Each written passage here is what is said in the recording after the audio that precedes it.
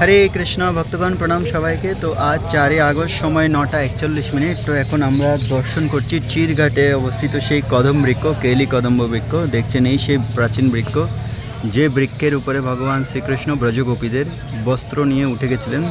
তো ব্রজগোপীরা এই স্থানে স্নান করেছিলেন। এই স্থানকে চিরঘাট বলা হয়। আর পাশেই দেখছেন আপনারা, এই হচ্ছে কেশিঘাট। কেশি নামক দৈত্যকে ভগবান এখানে হত্যা করেছিলেন, কেশি নামক রাক্ষসকে। রাক্ষস দৈত্য একই। তো দেখুন, যমুনার দর্শন করুন। জয় যমুনা মহারানী কি জয়। তো দেখছেন যমুনার জল কিন্তু খুব সুন্দর বেড়ে গেছে। তো দর্শন করুন, কৃপা লাভ করুন এবং চ্যানেলটি সাবস্ক্রাইব করে রাখুন, যাতে আপনারা নিয়মিত দর্শন করতে পারেন। এবং ভিডিওটি সবাইকে শেয়ার করে দিন, যাতে তারা গৃহে বসে ধাম দর্শন করতে পারে। এই হচ্ছে যমুনার খুব সৌন্দর্য দর্শন। জয় জয় শ্রী রাধে।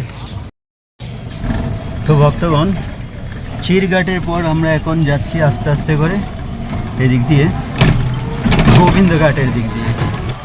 এই হচ্ছে সামনে গোবিন্দ ঘাট। তো এখন আবহাওয়া খুব ভালো, এখানে বৃষ্টি পড়ার ফলে খুব সুন্দর পরিবেশ, গরম লাগছে না, কোনো গরমের প্রভাব নেই বর্তমানে। এইদিকে নিধুবন এই দিক দিয়ে, আর পাশে রাসমণ্ডল মন্দিরও আছে। তারপর দেখতে পারেন সামনে এই হচ্ছে গোবিন্দ ঘাট বলা হয়।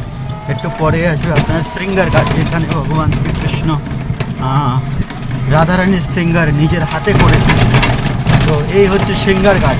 আমরা এখন বর্তমানে শৃঙ্গার ঘাটে চলে এসেছি। যমুনার অপরূপ রূপ দর্শন করছেন আপনারা সবাই। এই সামনে শৃঙ্গার ঘাট, এটি শৃঙ্গার ঘাট মন্দিরও দেখা যাচ্ছে ওখানে সামনে। একটু সামনে গেলেই আপনারা শৃঙ্গার ঘাট মন্দিরে দেখতে পাবেন। ওখানে নিত্যানন্দ প্রভু, এই যে দেখছেন সামনে, ওখানে নিত্যানন্দ প্রভু বিশ্রাম করেছিলেন। এদিক দিয়ে রাধা দামোদর যেতে পারেন, দর্শন করুন, কৃপা লাভ করুন। জয় জয় শ্রী রাধে।